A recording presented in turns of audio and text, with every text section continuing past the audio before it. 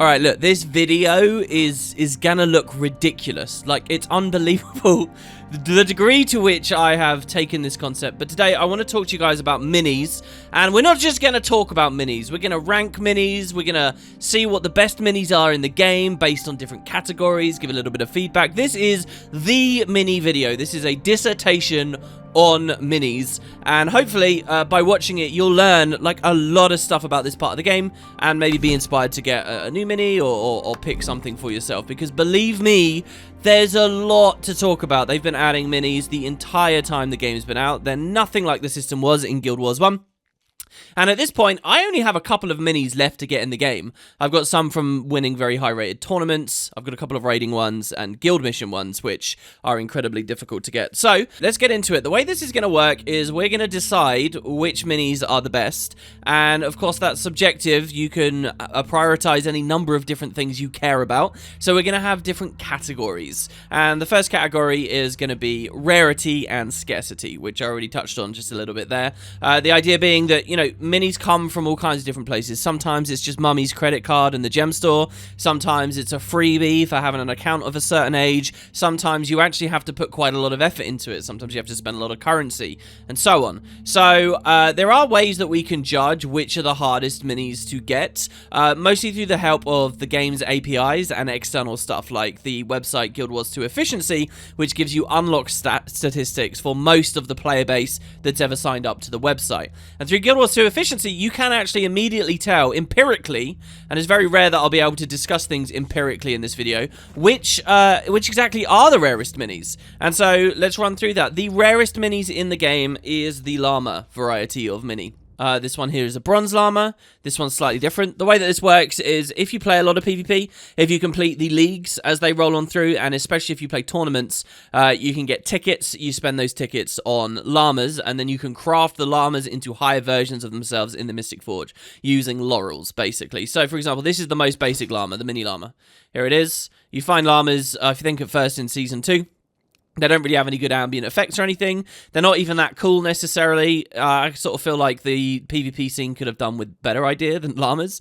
There's a llama farm out in the heart of the mists, and they kind of lean into the meme a little bit, but they don't do too much with it. So you get a regular llama, and then you can upgrade him and give him a top hat, and then you can upgrade him and give him a top hat and a monocle. And each time, so you have to combine 3 mini llamas to get a fancy one, then 3 fancy ones, so that's 9 of the original, to get elegant and so on. And then finally you get a top tier, so that's lavish. He gets a bow tie, a bowler hat, and the monocle all at once. And then there are a few other varieties. There is the black llama, which has its own tree and its own items that it will end up wearing. This guy ends up with a mustache. There's probably my favorite of the lot, the princess, just because it's so stupid. This one's pink. And eventually it will have like a princess's, you know, Renaissance hat or whatever and a tutu, and it will run around. This is very rare, to be honest. These higher tiers of llamas you don't see much. The most important, oh, and then you've got the lavish emperor. This guy was very rare for a long time. He kind of gets the Burger King crown. But the rarest, unquestionably, are the bronze, the silver, and the gold ones. So bronze, you have to come 4th or 3rd in a tournament to unlock the upgrade path. Now, I've done that in the past, so I can actually get bronze llamas, and slowly over time I will eventually have the top tier one, which is this guy. Silver is for coming 2nd, so you have to get to the finals for silver, which is very difficult to do, and then you have to win the whole thing for gold, which of course does mean that gold is the rarest, and they are pretty much just a chrome tint, so they're not that exciting.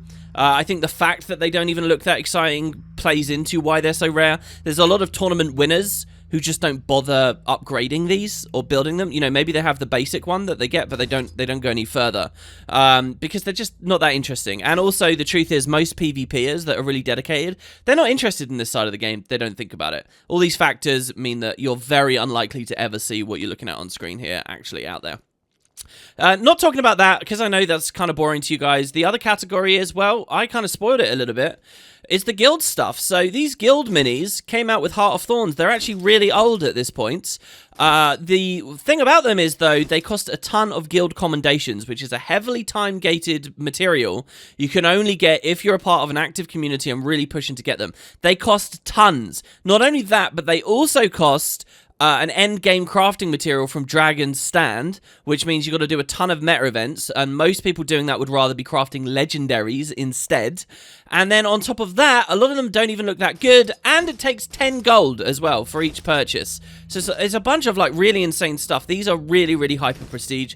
Probably the coolest one that I don't have is the Tengu here. I do have several. But all of these factors, they're just so hard to get. I mean, these are some of the rarest minis in the game. You know, they're competing with so much other stuff. You're probably spending your commendations elsewhere. You're spending your crystalline ore elsewhere. It's crazy. By the way, the llamas as well. If you're going for llama progression, like I am, like I have all of these unlocked, what have I given up to get these? I've actually given up legendary armor. I could have been spending that currency on PvP legendary armor, and instead, I've collected these guys, of which I can only rep one at once. Brilliant.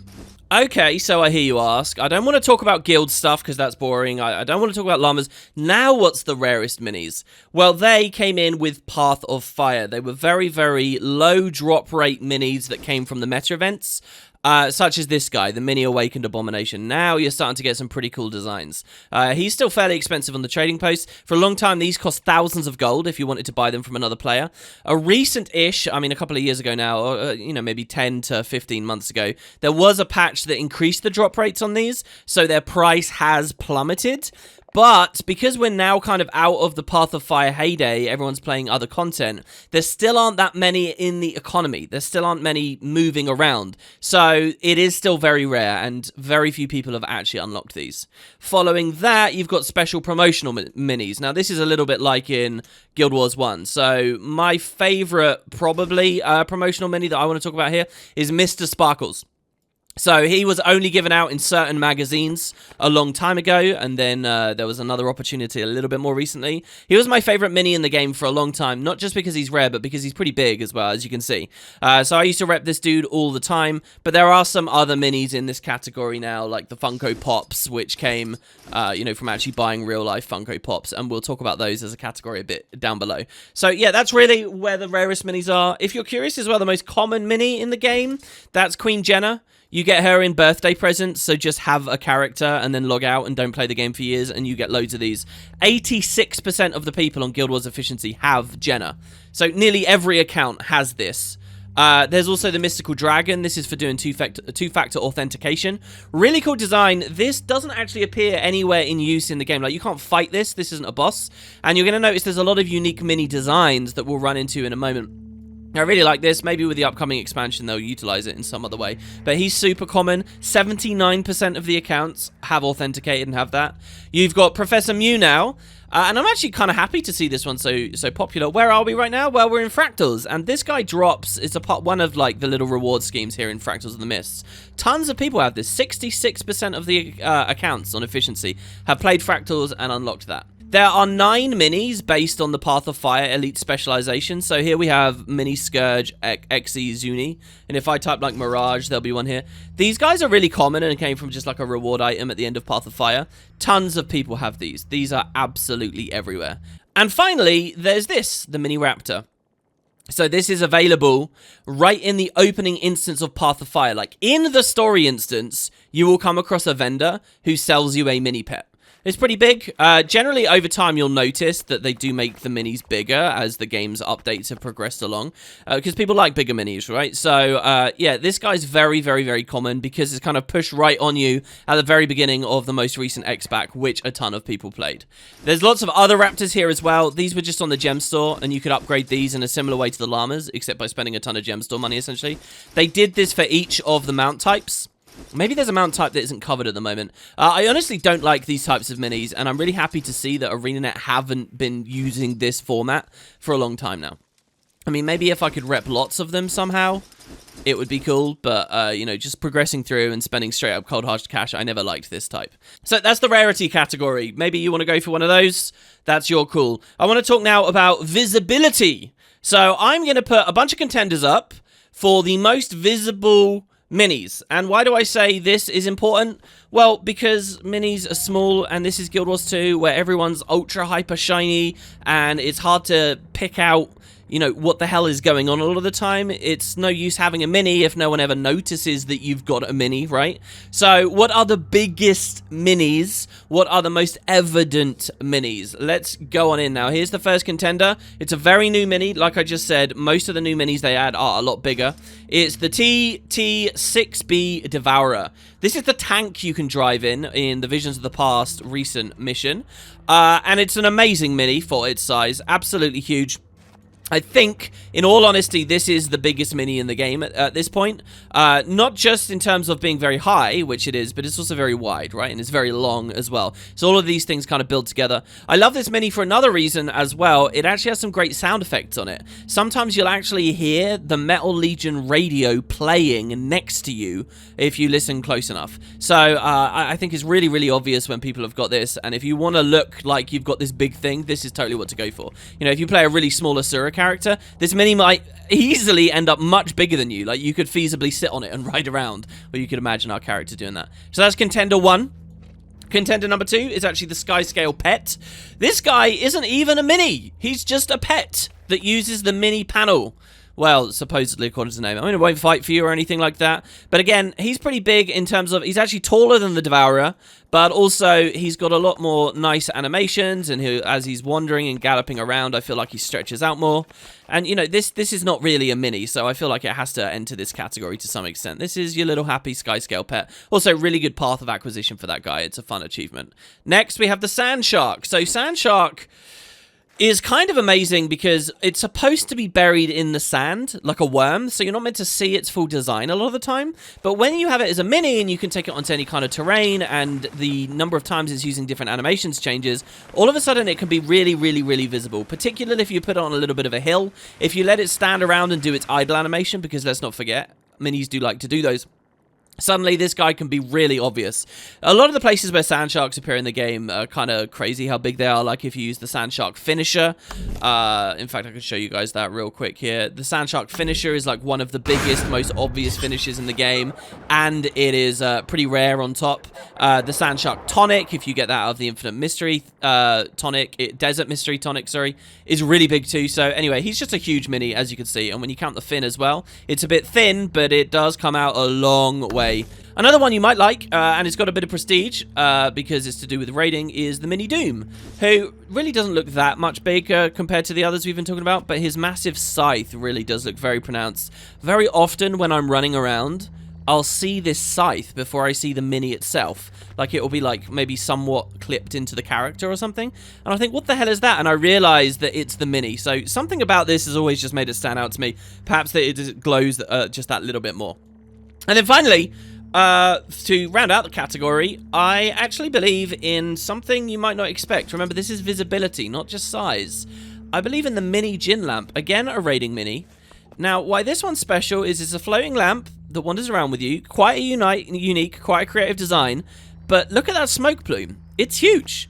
And when you're standing still, which you often will be, it floats directly up, way taller than even many of the taller characters. I see this really evident whenever it's around, in particular in Wild vs. Wild, the current server I'm on. I know a few people run around with this, and it's always very, very obvious. It's funny to have it obvious in Wild vs. Wild, because minis can betray your position if you stealth and stuff. But this is amazing. I always notice this thing, and when it runs around, it's not quite as tall, but you'll notice the smoke does extend really, really far. So definitely one to consider. I'm going to say my favorite for this category is the TT6 Devourer, but the lamp is very close second. The color of the lamp can fit like the visual theme of various characters if you play Fashion Wars, so I think it's very close. I think the reason the Devourer actually wins is because sometimes you can hear it on the radio. Sticking with the TT6, he handily moves us into our next category, which is one I'm actually really excited about, and that's sound. See, here's the thing, right? You want people to know what your mini is, so you go for a really big one, but even with a really big mini, there's no guarantee. Well, here's something I often notice about someone's mini before I've even seen it. You zoomed out like this. It's that you can hear it. And I know not everybody plays with game client or audio on, especially those of us who really get into the game. But a lot of people do. And here's the funny thing. I actually believe a lot of value in minis comes from how they sound. A ton of them have effects that you've probably never really appreciated. So that's going to be the next category. And of course, this guy does get in it just because he's got the cool horn and he's got the radio. They're very, very, very quiet. Now, ArenaNet are very careful about sound effects. They try to have them low in the mix because in the past, when they've been way too loud, they can be really, really annoying. For example, the OG in this category is the Super Assassin. This guy, when he runs around in the Super Adventure Box, you'll hear he makes like a panting noise. But out here, you'll hear it's just his footsteps. That's because when he first got added, and for like a year or so, that sound effect was playing at max volume in the open world. And it was the most obnoxious, loud, aggressive sound you can imagine. You used to be able to get zergs of people together, all just repping this guy, and it would be hilarious. You could annoy your friends on your daily dungeon runs just by making sure this was your assigned mini. He was fantastic. So, unfortunately, that's now nerfed, and you can't really play with it anymore. And I appreciate, look, this category isn't going to be for everyone. So number 1 is a raiding mini. That's the Veil Guardian, who will continuously emit this, like, electrical buzzing noise. He's pretty shiny and interesting to look at, I suppose. But if you rep him, you'll feel like you're always, you know, near Metrica Province or among the Asura or something. Because that sound is going to be buzzing, buzzing, buzzing, buzzing, buzzing. Next, we actually have Tequatl, who is kind of representative of a whole batch of minis. And that's a lot of flyers. So a ton of the flyers in the game have loud wing sound effects. The reason why I actually put Tequatl above the rest is because he's got these big, bassy, boomy wing flaps, even though he's really tiny. And they have kind of the sounds of the poisonous bile and vomit coming out of his mouth as well that just sort of mixes it up a little bit. Also, he's just such a cool mini, right? Next, we have the Twisted Watchwork stuff. In particular, you've got the Horror, who makes some cool noises. I love this enemy just in general for what it's worth. Makes some cool noises as he wanders around. Kind of sharp, slicing, metallic sounds. But probably the most prominent is actually the Mender. Again, it's a flyer, but this time it's an electrical helicopter type flyer. You'll see it has some amazing idle animations with really cool sound effects on all of that too. And yeah, you'll just hear constantly a little helicopter buzzing around next to you. Probably a lot of players don't even recognize where this is from or what it is. And, you know, because it's flying, it's up like an eye level for a lot of characters. And that makes it a little bit more evident in some of the other categories too. Next, we have the Harpy. Okay, just joking. It's a flyer. Don't worry, it doesn't screech. The idea of a Harpy that screeches super loud is hilarious to me. But this guy does have an idle animation that makes a bit of a Harpy noise. We'll wait for him to play it in a second. Also, yes, it reps Infinite Light, the original Prestige sword, if not bolts, which is kind of a nice touch. There you go, that idle animation there. I actually had to play that twice. On one of them, she didn't make the noise, but she does do a little, you know, sound of some kind. It's not a proper Harpy screech, but I do like it because of the wings and Infinite Light. Next, we have the Wasp, kind of similar to the Wasp-like creature we had a second ago. But a higher pitch, faster buzzing. I don't need to stick on this one for very long. It's just very evident. I nearly always... this one's actually super common because it's just sort of like a Gen 1 regular mini. So a lot of people have it, I think, and you can always hear it. Next is a whole category I love. Now, that's chickens. They make chicken noises. So this guy makes kind of a low cluck. Right? As you've probably heard in Queensdale a million times. But what's better is actually the undead chicken has his own clucks. The undead baby chicken, again, is quite a unique rare design and has its own clucks again. Wait for it. Christ, this is a weird video we're making. And finally, you've got the Chicknado. Which, of course, is hilarious in so many ways. You know, I've never properly looked to analyze this, but the Chicknado, those are eggs. Those are chicken eggs floating around with it. I'd never realized until I sat down to do this video and decide what I wanted to nominate. It's chicken eggs. This is such a cool mini, like, honestly. And, you know, you get to hear the wailing cries and screeches of a panicked chicken as it follows you around. Next is one that I used to rep for a long time. I said already that I rep the Karka for its size. Well, its brother, the Karka hatchlings. They make very obvious and very prominent Karka hatchling sounds wherever they go. Just kind of this shuffling, scritching, scratching noise. It's also one of only 2 minis that feels like multiple minis. So that's quite special about them. You know, it's not one creature, it's 3 that are sort of falling around together. We'll talk about the other like triple mini a little bit down the road. Finally, you have the Super Adventure Box. Sorry, I need to type super. Minis. Now, there's a ton here, and a lot of them are good for a lot of good different reasons.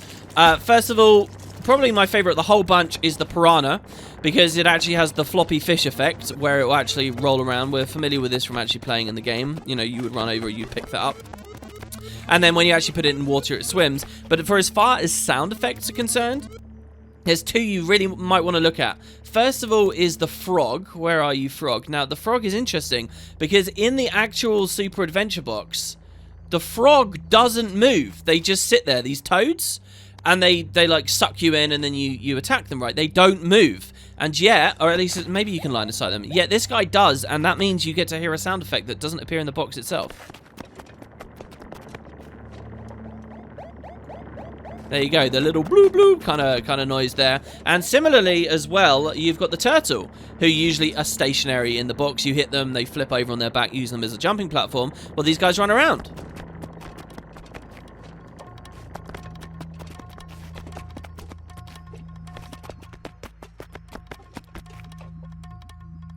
And I wouldn't really even know how to describe that sound effect, but there it is. And for, you know, people that are really into the details in the game, it's interesting that you get to hear those, I think, anyway. Another really great one is Mad Memories Complete Ignition. This is from Halloween, obviously. And it just makes it sound like it's Halloween always, everywhere, because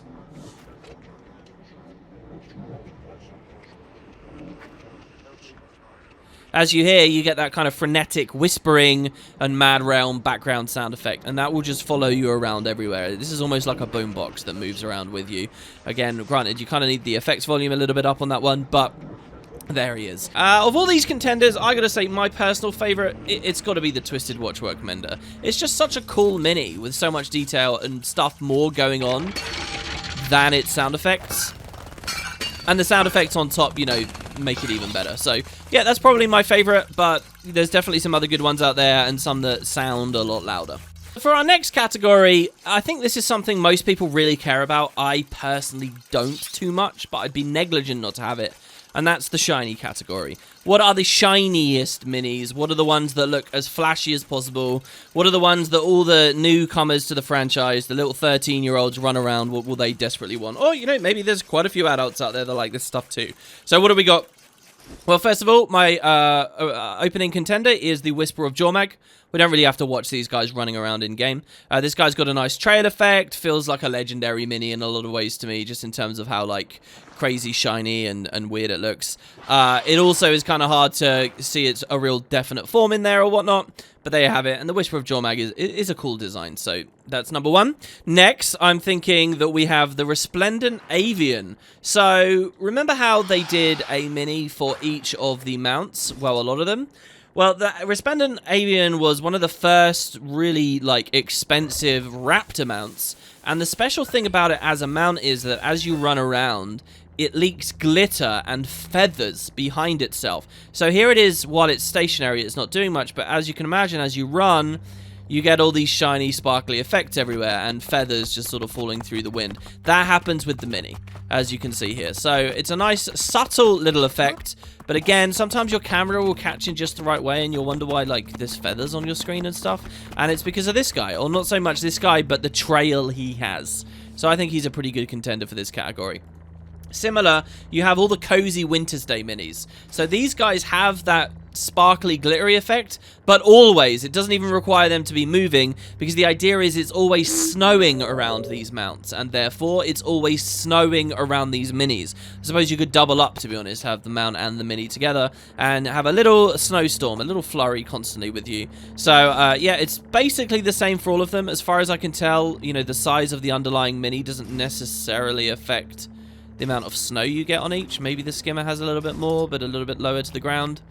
And that's kind of your call. But yes, you can essentially make it snow. You can even see on the hero panel here, a lot of it's suddenly snowing around my my Stone Summit Dwarf. So they get a little bit of a look in. Next is the original Prestige, but also shiny, I think, Liadri the Concealing Dark. Not much to say about her. She just has this shroud that causes a lot of black smoke to appear. There have been some good Halloween minis as well. If I type Raven, that have come out, like this Fiery Raven, I'm pretty sure. Here you go. Oxydecimus, I think, is the final prestige one. Has a similar thing to Liadri, but is a Raven. And looks not too bad as it's flying around, because obviously the wingspan contributes to the shiny effect. Finally is actually a Winter's Day one. Now, there are a lot of weird Winter's Day minis that I'm not really going to be talking about in this video. They're the snowballs. Like, you get a snowball with a face on it that crafts up to a snowball with an unhappy face, and, you know, you get different sizes. Eventually, there's a nice big one. This probably would have been a contender in the visibility category. It's got a good trail on it, but they're not that exciting. What I actually really like from the Winter's Day collection is this, the Mystical Snowflake. Look at this. Beautiful animation. Feels really well, really structured. Flows lovely, and as we move, you'll see it's got a really nice, prominent, snowy trail effect. It's big.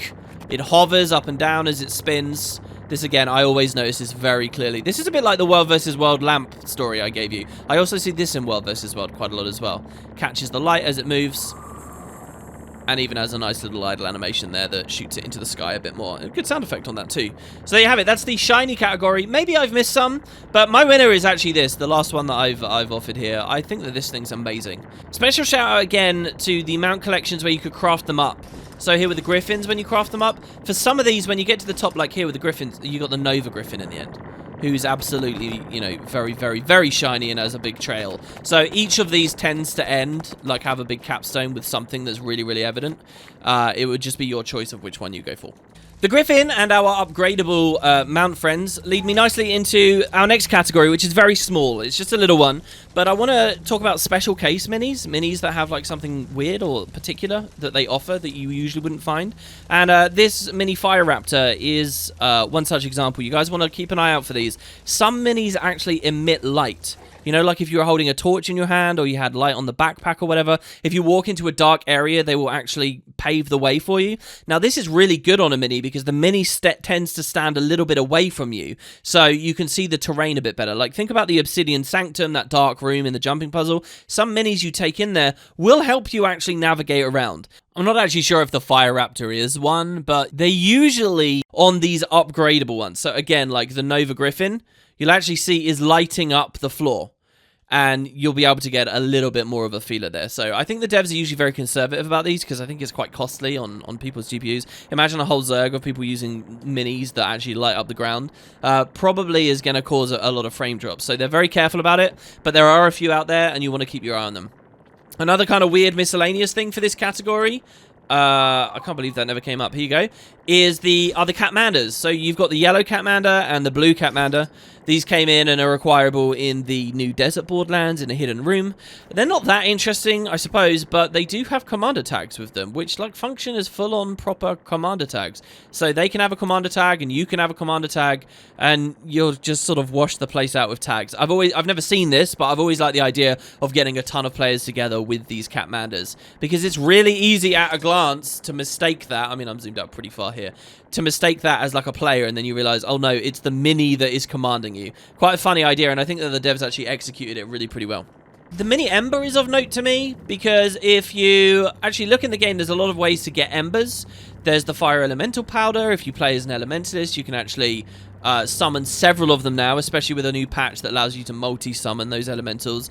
There's a tonic that turns you into it, so you can kind of do a thing where you're swarmed out with these. You want to consider that with certain. Another great example is the mini Shade as well. Whenever I was on a Necromancer for a long time, I loved repping this, because this is a big mini, guys. It's a big mini, and if you're a Necro and you're going with all minions, then it's kind of like you get an extra minion. Yeah, it won't fight, but at a glance at a distance, you'll realize, you know, that it's kind of added to your Zerg, and I really like the aesthetic of that. These things are just very cute as well, and they have a weird death animation too. Keep an eye out for it when they die, because they look very, very strange. It's like a spirit escapes from within them. You got to consider South Sun Casimir. She's got to be up there in one of the best minis, because this is an MMO, and they are all geeky, hormonal teenage men that need to see the naked ladies. I remember that South Sun Casimir got added at the same day as South Sun Farron, and Casimir was really expensive on the trading post for months, and Farron never was. But shout out, I guess, all things equal to both of them. Farron actually got a lot more variants than Casimir in the end, because you also have Jungle Lord Farron, for anyone who likes a different variety of nearly naked man. And if we're going with the South Sun collection, don't forget, oh, I guess it's not called South Sun. Oh yeah, he's called Beach. There is actually Beach Gordon as well, with his incredibly thin and revealing bikini here, which he's wearing as underwear, which basically cradles each of his bum cheeks, which is, oh, there we go. We can spin him on this preview menu here.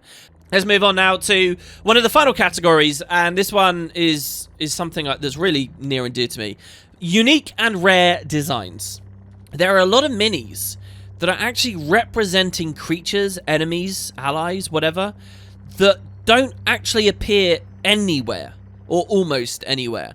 Like, they're weird things that the devs added. It seems like they were being built as a part of other projects and just kind of got rolled into the game. So there are some totally unique and otherwise incredibly rare minis. And these are the kind of minis that I could do a real double take, and I like the idea of repping them. So let's run through what they are. First of all, you've got the rock. Now, this guy and the Bloodstone rock as well, his equivalent. They're googly-eyed rocks. It's not like you wander around the game and you end up fighting a ton of these, but they have great sounds. They've got special animations as they move about. They have a really cool idol where they like roll in a big circle.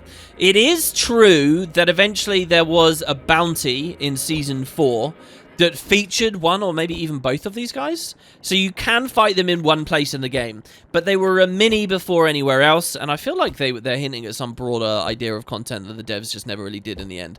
I really like these minis. They're cute and funny. They've got that going for them as well. On top of that, and these I can't remember, you guys will have to leave a comment if I'm forgetting. On top of that, you had around the same time, and I think these were all going to be a part of like the same update, like some kind of Adventurer's Workshop or Wizard's Workshop or something. You have the mini angry chest. So this is a bit like, you know, a mimic in other fantasy. But of course, there aren't really mimics in Guild Wars. Yet here it is as a mini. Again, it has a great idol where it like licks its lips. Its running animation is incredible as it bounces around. Yeah, just more animated inanimate objects. And on top of that, you've got the Angry Winter's Day variant. Now, you might think if they're going to do a Winter's Day variant, they just, like, color this differently. But no, it's an entirely new model. With the tongue for the ribbon is different now, different eyes.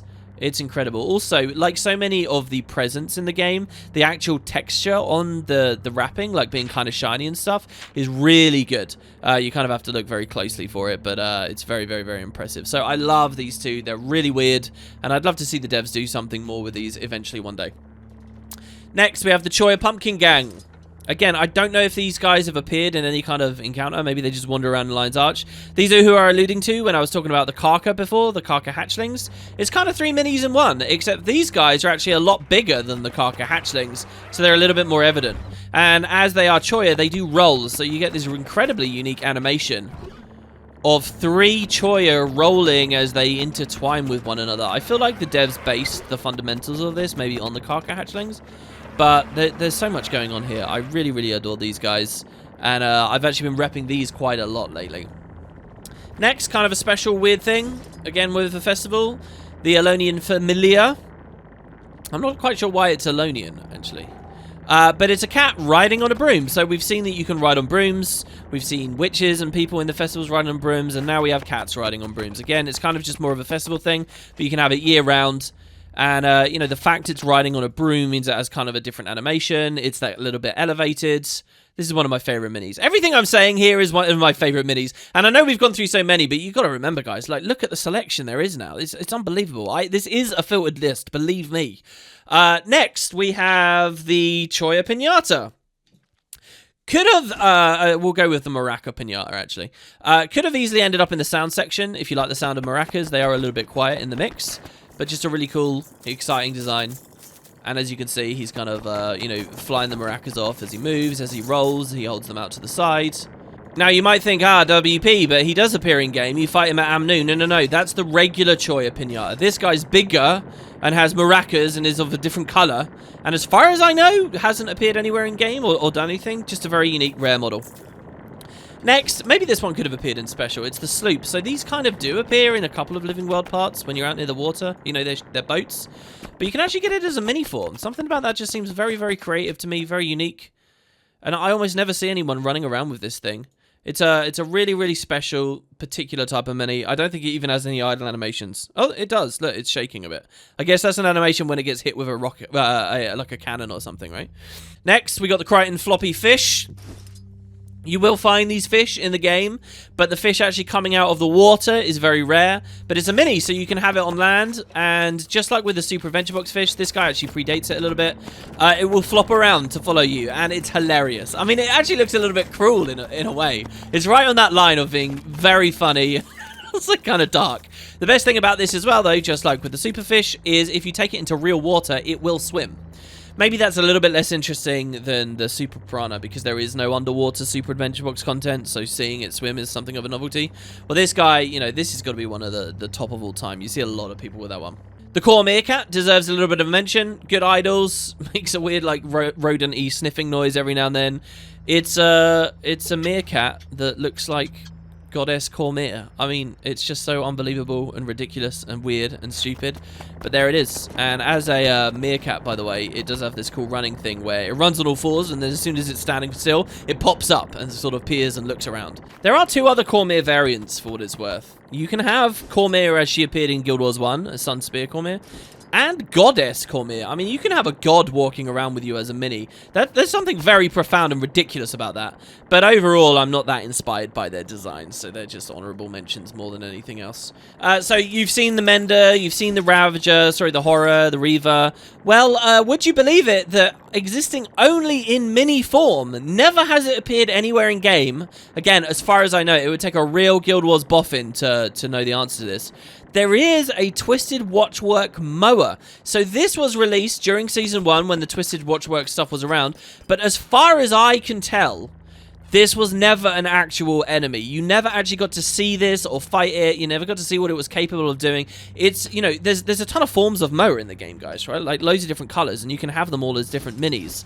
And, you know, they've done a ton of different variants. But the Twisted Watchwork one just didn't appear. They made a whole design for it. They built the thing, but they never used it in any content. So it's just a mini. And that makes it one of the rarest and most interesting designs. Similarly, I mean, this guy doesn't look quite so interesting, but you're familiar, hopefully, with the Seraph, right? And the human armors and the people defending Divinity's Reach. Well, there's a mini of a Seraph Mage. So all the other variants appear, but you don't really find Seraph Mages anywhere. There's no NPCs that say, I am a Seraph Mage. Maybe this outfit design does appear on some NPCs in rare circumstances, but it is very, very rare. And it's a weird idea that this was one of the Gen 1 original minis as well. It clearly had a concept for it, but mostly you only really find it in this collection, rather than actually out there in the game world. The Lunar Horse is a pretty good one too. The idea is that some Skrit have found this old, you know, cavalry jousting decoration thing. You can see underneath at the bottom the four legs are actually, they're not hooves, they're two more Skrit, and then there's a Skrit riding on the top, and they run around. I think the only place that this guy actually appears is in one of the festival races where you kind of compete against it. Aside from that, it's a mini. There's a selection of minis that I don't really want to spend long talking about because I kind of don't like them much. But it's like the plushes and the toys. They've done this quite regularly on the gem store. Well, that's a Winter Stay thing. They've done this quite regularly on the gem store, where they do like unique, like fluffy toy designs. And Aurene in particular. I mean, Christ, look at all the Aurene stuff. The Circle of Love Aurene. The Funko Pop Aurene, the Angel Aurene, Adolescent does actually appear, Regular does appear, Festive Aurene, Toy Aurene, Squire Aurene. I mean, I guess what's happening here is most of the people interested in minis and spending on the gem store, they like this cutesy stuff and they think, ooh, Aurene's the best thing in the world. They've done so many variants of these. A lot of them don't actually appear in game. I don't really like stuff like that. Dogs with hats like this here. I'm pretty sure the Outlaw Puppy doesn't actually appear anywhere in game. Or the Zaitian Puppy. Maybe the Lucky Lantern Puppy does. I actually quite like the, what is that, Chocolate Lab? These kinds of things, I mean, yeah, they're alright, but they don't really hint at, like, real content or anything to me. But you should know that they're there, and quite often you can pick stuff like this up. That also brings me, of course, back to the Funko Pops. I just glossed over them. There is no Funko Pop Ritlock that you get to fight. There is no Vision with a Funko Pop Aurene. This is a weird thing where the real world kind of crosses into the game in a weird way. And I'm pretty sure we're not meant to think about it. The Funkos are fairly high quality for what it's worth. Like, check out this Joko animation. Another kind of collection to nominate. Very rare or infrequently stuff seen in the story. I think these are pretty good minis. For example, Lazarus here. He floats around, you know, Lazarus appears, properly appears in like one instance, really, that's it. I mean, the model kind of appears in a few others. But it's nice to see Lazarus. I think that's a really good mini. There's the Guardian of Secrets mini as well, from the final instance of Season 3. This is such a rare monster, guys. This monster does appear in the game. You fight it only in Abaddon's Reliquary. They made a whole design for it and everything. I mean, look at this thing. And you never see it anywhere else, so why not bring it out into the real world where other people will see it a little bit more? I think this thing's a great candidate for reuse elsewhere in the game. And I already did mention it in the sound section, but the baby chicken, you know, even just the regular risen chicken, I think, but the baby chicken in particular, this only appears in one path of one dungeon in the game, and you can have it running around with you. This is, you know, one of the original rare minis. For Winter's Day, we already talked about the snowballs, we talked about the snowflake. I mean, in lots of ways, I feel like these are rare, weird assets, but actually the snowmen too. Now, you can fight these in the secret lair, you do see them, but the angry snowmen and the snowmen, these are amazing. Their tonic forms are amazing as well. They would hit any kind of top 10 for me on that. The animation as they bobble around, they've got a little bit of a sound effect to it. You know, I don't know which one you guys prefer, the angry one or the regular one, but seeing these things bounce around always puts a smile on my face. Some of the best minis out there. Another big favorite of mine is the Spooky Ghost. This is from Halloween, of course. I actually repped this for a long time. Good, obvious, nice idle animations. This is one of those things where you can't really fight it. There's a lot of Halloween stuff you will be able to engage with, but not the ghosts. And they look cool. There's also a tonic form for this, but the tonic form is ultra rare. So, you know, the idea of the tissue ghost, he makes a good little sound. He does that little spin all the time. And finally, in the category, is actually going to be the winner for me. That's the failed attempt. This creature is nowhere in the game. It's a reference to Full Metal Alchemist. It appears as a mace, and as a scepter, and as a mini. And it kind of got randomly put in one Halloween. And it is crazy, it is creepy, it has its own, like, sounds that they attach to it. It's got all this delicate, intricate stuff with its animation and its little eyes. It is a trip of a mini. It is such a weird thing. I want to be able to fight it one day, and the devs just kind of put it in. It's gross, but it's also kind of funny at the same time. This thing is wild. I really hope they add it as a boss or something one day, because the fact we only get to see it move as a creature in mini form is kind of sad. And on this disgusting note, that brings me to our final category and kind of round out of the video. The last thing that I think some of you guys will be rating minis on is not something I'm remotely interested in, but cuteness. And I actually only have 4 contenders as the cutest minis. Now here, I can tell already, some of you guys are typing in the comments, you're ready to refute me. But here is what I consider to be the cutest minis. Number 1, the Quaggan Ghost Trick-or-Treater. Quaggan are already pretty goddamn cute, and you could obviously just pick a regular, well, not Drew, but you could obviously just pick a regular Quaggan. So, for example, the Arctic Quaggan, you could have it run around. Maybe there's even a baby Quaggan. But I think that this trick-or-treater wearing the little ghost costume and the way it waddles around as it struggles to keep up with you is just the cutest goddamn thing in the world. For some reason on this, I love how it lags behind. I mean, all minis do to an extent, but it feels like a little kid struggling to keep up or something. I think it's really, really, really cute. So that's contender number 1. Contender number 2 for all the cat people out there has got to be Zuzu, Cat of Darkness. Now, look, there are a ton of cats that you could go for, but Zuzu, Cat of Darkness, I mean, that is the most, like, precious, creepily, scarily, like, engineered cute thing I've ever seen, and the name is brilliant as well. You just know it's got something sinister going on behind its dead eyes. Then there's the baby animal collection. Oh god, how would I actually quickly filter those for you guys with typing? But you know, like, you got the puppy. I think there's the hippo. Is there a hippo here? Baby hippo calf. This maybe could have been in the previous category. Where the hell do we see these in the game? You know, any of these, there's a whole collection of them, and yeah, they're obviously all a little bit cute. And then finally, actually, a bit out of left field, but I like the mushrooms, guys. The mushrooms are cute to me. I don't know. And they've got so many exotic and weird different patterns and colors. Like, look at them bobbling around as they try to, again, keep up. Like, these are cool. I really like mushrooms. And is there a king and queen mushroom as well?